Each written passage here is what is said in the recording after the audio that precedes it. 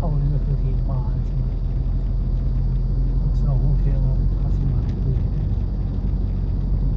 ผมเป็นวิชาว่าผมจุดนั้นมันคือดูหรอกว่า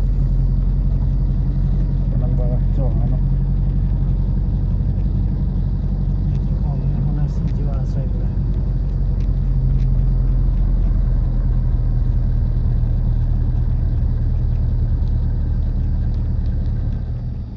เบิ่งให้กันแล้ว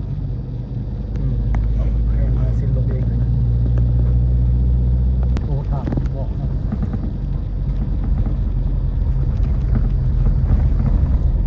โลปากต่อปากในการทำงานเดียว